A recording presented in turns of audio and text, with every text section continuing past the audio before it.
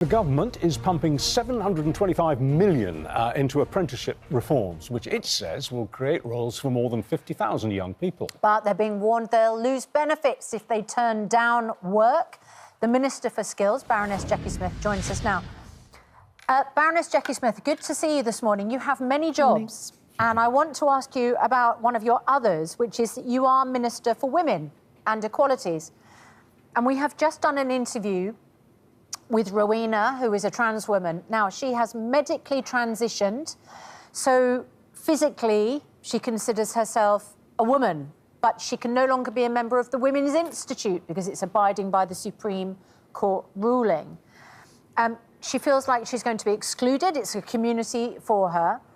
I wonder what you think about that. Somebody who has lived medically, transitioned as a woman for 10 years, now being thrown out of a women's organisation. Well, Susanna, as you say, this follows the Supreme Court judgment earlier on this year, which ruled that the definition of a woman in the Equality Act relates to your biological sex. And that was a very clear ruling, and organisations and workplaces are now making decisions based on that. The important thing, though, as well about that ruling was that the judges were very clear that the Equality Act also continues to have protections within it for trans people, and Rowena will continue, quite rightly, to be protected by those. She made a very interesting point as a fully transitioned trans woman. She said that in her opinion, men who, to quote her, simply put on a dress and don't have any kind of medical intervention at all can't really call themselves trans women. And she thinks that they have muddied the waters in this debate. What do you think about that point? Well, I think she's probably right. That's part of the reason why it was so important for the Supreme Court to provide some certainty around this, and why in areas where it is really important that single-sex spaces can be for women only, in refuges, for example, where there's personal care going on, that they can be protected for women. And that's why it's important that there's clarity about the law and clarity about the way that it's applied. Let's switch then to another job that you do. You are the Skills Minister. We spoke this morning to a bricklayer who has gone viral. He's meeting the Conservative leader, Kemi Badenoch, tomorrow, who says it is, at the moment, it feels like hard workers like him are paying for people to be on benefits. That's the impression he got from the budget. He said that the manifesto that he voted for, because he voted Labour, the manifesto said you wouldn't raise taxes on working people and that you would make work pay. He feels like that's not what's happening and you're better off on benefits. Now, you have proposals today, but how would you address his concern, which has got a lot of support from viewers this morning? Well, I can imagine that he feels concerned, particularly if he's employing people, about how he can get the skilled labour that he needs in order to make a success of his business. That's why one of the things we're announcing today is that small and medium-sized businesses will get full support from the government in order to pay for the training of apprentices that they take on.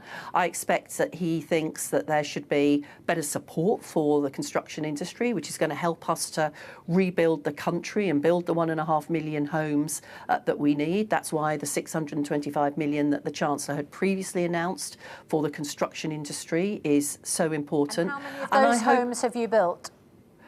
We have built, I think, getting on for 200,000 over the last year. Of course, there needs to be a real ramping up of that, which is why we need... You'll get nowhere near 1.5 million, will you, if you're building them at that rate? Well, what we've also done, of course, is to change the planning regulations in order to make it easier to start building houses more quickly. And we will make sure that we've got the skilled labour there to be able to do that. And in doing that, we'll also be providing opportunities for young people. And of course, it is shocking that there are nearly 1 million young people who are neither earning or learning in the economy at the moment. That's why, as we made clear over the weekend, we will provide a new youth guarantee. We'll provide support for young people to get the training and the support to get into work. But if a young person has been unemployed for 18 months, they'll then be offered a 6-month work placement, fully funded for the employer, with support around that to help them to get into work. But they will be expected to take that. Okay, it's difficult to underestimate. I'm sure you were too busy to see the interview with Don Daniels, but it's hard to underestimate or underdescribe the personal affront that he takes about what he sees as his hard-earned money going to support people who shouldn't be on benefits. He's talking about, and we know they exist, the slackers, the people who are basically, if you like, on the fiddle. He talks about offering people jobs for the company that he runs, and they won't accept it if he doesn't pay them cash in hand, because that would affect their benefits if they were registered as being paid. He also said that he, as a Labour voter, in the past, he will never vote Labour again because he feels that he's been lied to in the budget last week, and that he was promised that his taxes wouldn't go up, and they're going to go up. And he said, as far as he's concerned, that's it. He's done with Labour. Well, I'm sorry about that, you know, and I'd be happy to talk to him about what we're trying to do to help to make sure that there's support for the construction industry, that there is an emphasis on getting young people into work. Look, I'm sure there are some people who are playing fast and loose with the benefit system. That's completely wrong.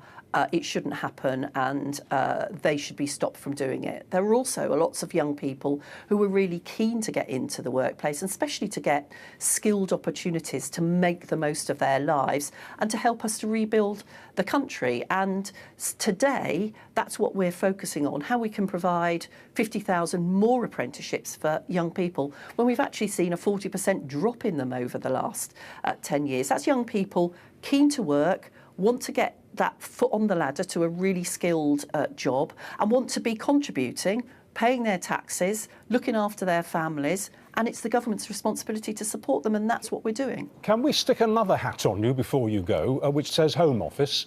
We read this morning, front page of the Sun newspaper. It's an old hat, that one, Richard, but yeah, go on. OK. We read on the front page of the Sun this morning, and it is apparently the case, that the Home Office is going to review the decision to take away Prince Harry's armed protection when he comes on visits to the UK, and they'll come up with a decision on that in about a month from now. What's your view on that? Do you think that actually it was a mistake, and possibly a dangerous mistake, to withdraw Harry's armed protection when he comes to the UK? Well, what I know from my time as Home Secretary is that although it's a Home Office responsibility, those types of decisions about personal protection are carried out independently by an expert committee, and I think that's the right way to do it, because I don't think it's for politicians to decide who should and should not be getting protection. But, you know, it's right that these things are kept under review, and that's presumably what the Home Office is doing. Baroness Jacqui Smith, thanks very much indeed for joining us. Thank you. Thank you.